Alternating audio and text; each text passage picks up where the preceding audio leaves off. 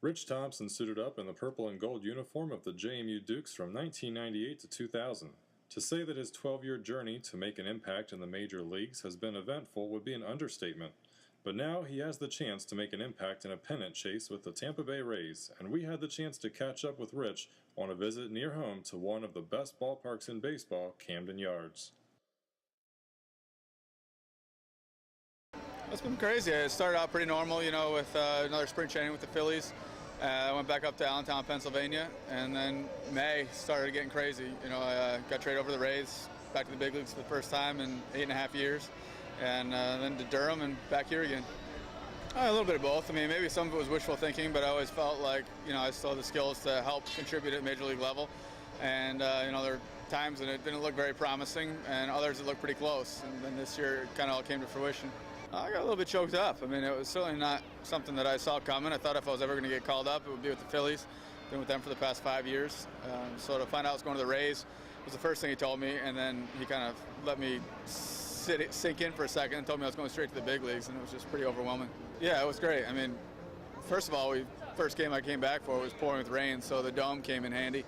And, just not having to worry about getting my family all into one place and hotels and stuff like that, it was just really convenient. And nice because, my kids go to school down there and, everybody was just really excited. Really just thankfulness. I mean, I didn't think I'd ever have that opportunity. Well, I mean, I was hoping I would, but even given that opportunity, who knows if you're going to get a hit. So it took a while to get my second one, but it was just, it was kind of one of those things. It's like those goals in life that all the hard work in the world doesn't necessarily mean that you'll have an opportunity to accomplish it. And, having that opportunity and actually having it work out was pretty awesome. Not like awestruck. I mean, certainly just awesome experiences and just a great appreciation for how fortunate my career's been, get to come to these places. But I think it's been almost less awe-inspiring the second time around. The first time I had such high hopes and such anticipation about what my career was going to be like at 24, how many years I get in. And, it's just, you never know what's going to happen. Whereas making it now, I'm not going to ever sign $1 million contract, and that's just, it almost gives you peace of mind to know that it's just help you savor every day I have here now. I always liked Ken Griffey Jr., like Cal Ripken, like Barry Bonds, just kind of the superstars of the era. As far as like honing my game after somebody, maybe like a Kenny Lofton or Ricky Henderson is who you inspire to be, and I fell quite a bit short of those guys, but still they were pretty inspirational. I'm a pinch runner, so the cool thing is even though the whole team's healthy, I still get to come in and, pretty crucial situations, the one-run ball games, tie games, and, they kind of trust me with making good judgments and, have a chance to really change the games, which is, unusual for a September call-up and something that's really special for a guy that's had the limited experience I have in the big leagues to really get to hear and contribute in the games that matter. I think just aggressiveness, you have to want it. I mean, you can be really fast and not be a good base stealer, just it takes a toll on your body, but it's just always something that's, been a challenge. It's always, they know you're going to run and you want to be able to beat them at it. It's that competitive edge. So that's kind of what drives me. And, you just always have to pick up little things from playing, from talking to other people, and try to just get as good as you can at it.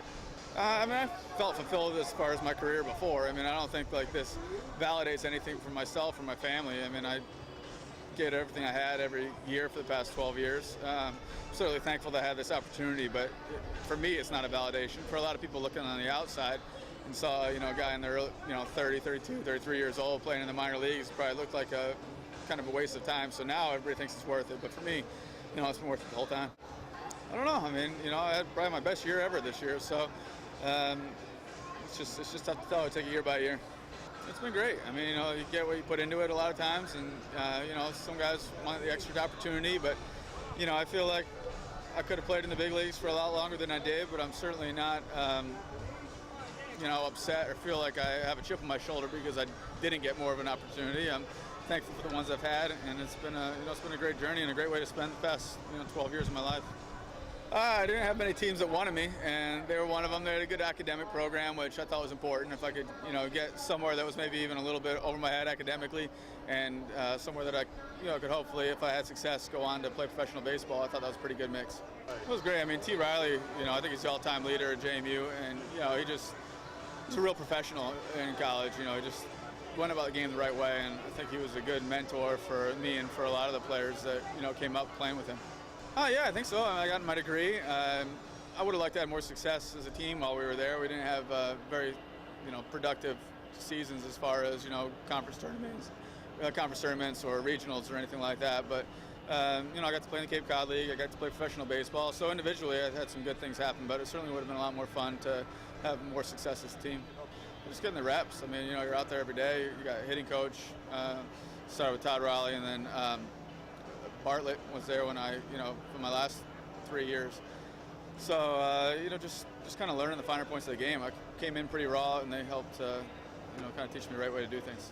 Well, I had a pretty good idea. I mean, I signed a professional contract. I met my wife at JMU, so I really got a lot of things off the checklist in my short time there. So, it was very, very productive 3 years, and then I came back and graduated after getting drafted. I keep in touch a little bit. I wouldn't say a lot. I've got 3 kids now and just kind of been out of the area for a while. And a lot of times when they have stuff going on in the fall, I'm still playing. I just haven't been able to make it back to the program a lot. But I still keep up and like to see guys that have success. I had Ryan Reed, was a guy down in Durham that played AAA with us. He was a JMU alum, and try to keep track of the guys that are still in the system. 2001 maybe, 2002. I heard it changed a lot. I played with Brian Bocox from Harrisonburg, and Eric Kratz, another former teammate of mine, lives in Harrisonburg, so that just let me know how much things have changed. And I look forward to coming back. It's just a lot to get the whole family up there. They really helped me get things done as far as, I left school with 2 semesters left, and the teachers were very flexible, allowing me to come back and finish up. If I was willing to do the work, they were going to make it happen as far as me being able to finish, so that meant a lot.